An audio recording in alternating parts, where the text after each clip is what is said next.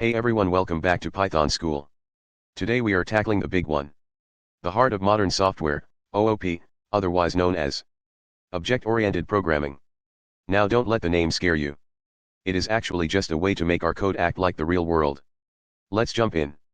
First, we need a blueprint. In Python, we call this a class. Look at this line right here, class book. Think of this as the master design.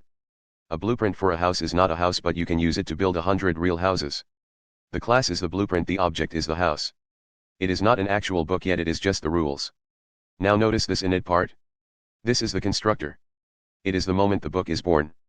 We give it a title, an author and an ISBN. Notice the word self? That is crucial.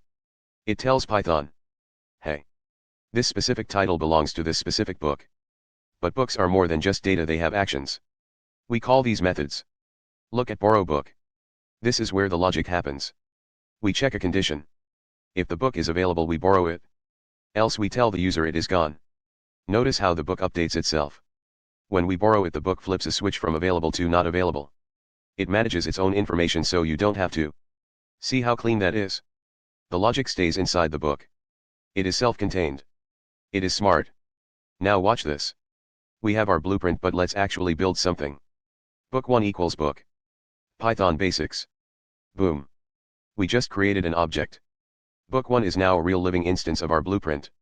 We can have 1,000 books and each one will remember its own title and its own status. That is the power of OOP. So to recap.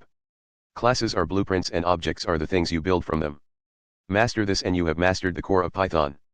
If this made sense to you, like and subscribe for more tutorials here at Python School. I will see you in the next session. Thank you for watching.